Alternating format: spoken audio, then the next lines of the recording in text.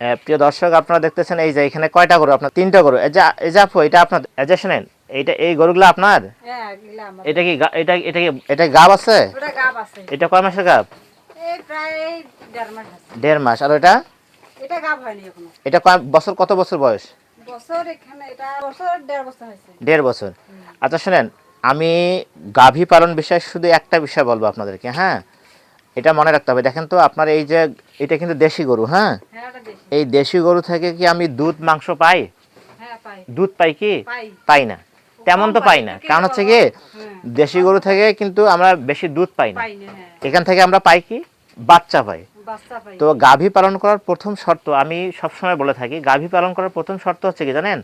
প্রত্যেক বছরে একটা গরু থেকে একটা বাচ্চা পাইতে হবে, তাই না? হ্যাঁ। যদি আমি একটা গরু থেকে একটা বাচ্চা পাই, তাহলে কিন্তু আমার লস হবে না, হ্যাঁ? এই যে আমার এই গরুটা, আমার দেশি গরু, এই গরুকে আমার খাবার দেওয়া লাগে কম, চিকিৎসা লাগে কম। হ্যাঁ। তাহলে যদি আমি প্রত্যেক বছরে একটা গরু থেকে একটা বাচ্চা পাই, তাহলে কিন্তু আমার অনেক লাভ হবে। কিন্তু যদি আমি দেখি এই গরুটা থেকে বাচ্চা দিছে 3 মাস, 6 মাস, 9 মাস হিটে না আসে গরুটা, তাহলে কি আমি লাভ হবে? লাভ হবে না। তাহলে কি মোটামুটি আপনার গরুটা কি 10 মাসের পর হিটে আসছে? হ্যাঁ, 10 মাসের কারণ পর এই বাচ্চা তো এটা, তাই না? হ্যাঁ, হ্যাঁ, জি। আমি দেখেই তো বুঝতে পারছি, হ্যাঁ, হ্যাঁ? 10 মাসের পর এখন 10 মাস পর হিটে আসছে, মানে কি 10-11 মাস পর হিটে আসছে, তার মানে কি তার এখন কিন্তু আরো একটা বাচ্চা দেওয়ার সময় হয়েছে, কিন্তু তার অতদিন পর হিটে আসছে, তাহলে আমার লস হইলো না? লস হইলো। আমি যে খাবার খাওয়াচ্ছি, এর পিছনে পরিশ্রম করতেছি, এটা আমার লস হইলো না? এটা করা যাবে না। আর সবচেয়ে বড় কথা কি, এই যে আপনার গরুটা কিন্তু ছোট দেশি গরু, আপনি যখন ডাক্তার আসে আপনি কি বলেন বলেন তো? আপনি যখন ডাক্তার আসে আপনি কিন্তু বড় বড় বীজ ধরাই দিতে বলেন যে আমাকে ভালো বীজ দেন, শাহিওয়াল বীজ দেন। আপনি এই কাজটা করবেন না। না, না, আমরা ওটা বীজ দেই না। আপনি না, বীজ দিবেন। শুনেন, আপনি কেন বীজ দেবেন আমি বলি। বীজ দিলে হচ্ছে কি, জাত উন্নত ঘটে, সংকরায়ন ঘটে।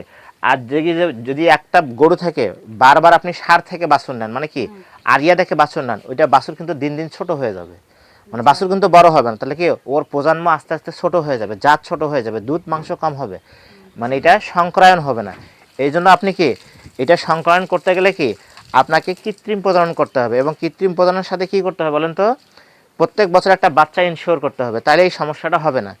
তাহলে এই গরুটাকে আমি কি করব, প্রত্যেক 3 মাস অন্তর অন্তর কৃমি ডোজ দিব। কখন দিব না বলেন তো? দিব না কখন জানেন? এর গাব অবস্থায় প্রথম 3 মাস এবং শেষ 3 মাসে আমরা কৃমি ডোজ করব না, এবং ভালো খাবার দেব, এবং প্রত্যেক বছর একটা বাচ্চা নিব। এই যে আপনার একটা, আপনি এখান থেকে সরেন, এই যে একটা, এই যে গরু আছে, এটা কিন্তু ক্রস গরু, মানে ফিজিয়ান ক্রস যেটা বলা হয়। এটা কার বাছুর? এটা আটটা গরু বাছুর। আরেকটা বাছুর থেকে কিনে নিয়ে আসছেন, হ্যাঁ, ফিজিয়ান ক্রস বাছুর। যদি আমি এই ফিজিয়ান ক্রস বাছুরটাকে ভালো যত্ন নেই, তাইলে কিন্তু এটা কি 14 থেকে 18 মাসের মধ্যে হিটে আসবে। কিন্তু দেখেন আপনার 2 বছর হয়েছে, এখনো কিন্তু হিটের কোনো লক্ষণ নাই। তাইলে আমাকে কি যত্ন বলতে কি নিতে হয় বলেন তো? এটার মেইন কাজ কি জানেন? কোনো কাজ নাই।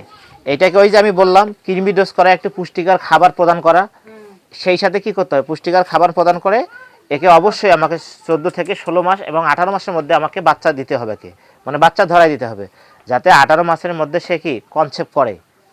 তাহলে আমার কিন্তু লস হবে না। এবং যদি আমি একদম যদি গাভী পুষি, তাহলে আমি সেফ দেশি গরু পুষবো না, কারণ এখান থেকে যদি আমার দুধ না দেয়, একটা গাভী পুষে যদি একটা খামারের দুধ না হয়, তাহলে আমি এই যে গরুর যে খাবারটা ক্রয় করব, এটা আমি কোথা থেকে করব? একটা গাভীর যদি মিনিমাম 10 লিটার দুধ হয়, তাহলে কিন্তু একটা খামারি কিন্তু তার পরিশ্রমের যে টাকাটা সেটা পাবে, এবং সেই সাথে হচ্ছে যে খাবার ক্রয় করতে হবে সেটা পাবে, এবং বাছুরটা তার কিন্তু লাভ থাকলো। তাহলে ভালো যদি আমি খাবার খাওয়াই, তাহলে কিন্তু আমাকে ওষুধ খাওয়া লাগবে না। লাগবে? হ্যাঁ। আমি যদি প্রতিদিন দুধ, ডিম, কলা, মাছ, মাংস খাই, তাহলে আমাকে কি ভিটামিন ওষুধ খাইতে হবে? হ্যাঁ। যে কোনো প্রত্যেকটা ওষুধের কিন্তু সাইড এফেক্ট আছে, কিন্তু যদি আমি খাবার খাই, খাবারে কিন্তু সাইড এফেক্ট কম। হ্যাঁ, এই জন্য খাবারে আমার কি পেটও ভরলো আর আমার পুষ্টিও হলো। তদ্রূপ আমি গরুকে যদি 1 কেজি ফিট খাওয়াই, তাহলে লাভ হলো, কিন্তু গরুকে পেট ভরা খাবার দিতে হবে। এই জন্য কি খড় ঘাসের কোনো বিকল্প নাই, খড়ও খাইতে হবে এবং কি ঘাসও পর্যাপ্ত খাইতে হবে, সাথে সাথে আমাকে পুষ্টিকর খাবার দিতে হবে। পুষ্টিকর খাবার কি বলেন তো? যেমন খৈল, ভুসি, কালাই, এগুলা কিন্তু দিতে হবে। এগুলা দিলে কিন্তু আমার খুব ভালো হবে। আমাকে কিন্তু সরাসরি খুদের ভাত দেওয়া যাবে না। যাবে কি? খুদের ভাত খাওয়া যাবে না, খুদের ভাত খাওয়াবেন না, বিশেষ করে আমরা খুদের কিছু খাই না। হ্যাঁ, অনেকে আছে কি মোটা তাজার জন্য কি ব্রয়লারে ফিট খাওয়ায়, এটা কিন্তু খাওয়া যাবে না। এটা কিন্তু দণ্ডনীয় অপরাধ। এটা যেমন আপনার ক্ষতি হবে, গরুর ক্ষতি হবে, সেটা কি সামাজিকভাবে কিন্তু আমাদের অনেকের ক্ষতি হবে। এই জন্য আমরা ব্রয়লারে ফিট খাওয়াবো না। আমরা কি ন্যাচারালি কাজগুলো করব কি ন্যাচারালি। যদি আমি ন্যাচারালি যে ইউরিয়া আছে আমি ইউরিয়া মোলাসেস তৈরি করে খাওয়াইতে পারি, আমি সাইলেজ বানিয়ে খাওয়াবো, যে কি বিজ্ঞানসম্মত অনেক খাবার আছে এগুলা কিন্তু আমি প্রসেস করে আস্তে আস্তে আস্তে কি এগুলা খাওয়াইতে পারবো। তাহলে আমাদের যা দরকার আমরা এই কাজগুলো করলে কিন্তু আপনি সাবধান হবে, মানে সমস্যার সমাধান হবে। এই যে আপনি বললেন আপনারা অনেক ফিনিশ দেন, পাউডার দেন, মাছি সারে না। এই যে আপনার জায়গাটা তো অনেক সুন্দর জায়গা, জায়গাটা সুন্দর না? সুন্দর তো। অনেক সুন্দর জায়গা। তাহলে আমি যদি আমি আপনার পরামর্শ দিই তাহলে করতে পারবেন না? সুন্দর কোনো পরামর্শ, কোনো টাকা লাগবে না বেশি, কোনো ফিনিশ টিনিশ আপনাকে ব্যবহার করা লাগবে না। এই শাড়িটা আছে না, জাস্ট একটা নেট দিয়ে পুরা এই জায়গাটা ঘিরে দিয়ে এই জায়গা পর্যন্ত ঘিরাই দিতে পারবেন না?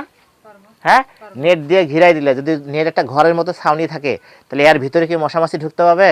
না পারবো। এখানে যদি আপনি একটা ফ্যান দেন আর নিচে কিন্তু ফ্যান থাকবে, গরুটা পরিষ্কার থাকলো কি এই যে মাছি ধরতেছে বারবার লেস নড়াচ্ছে, দেখেন বারবার লেস নড়াচ্ছে না, গরুটা কি ছটপট ছটপট করতেছে না?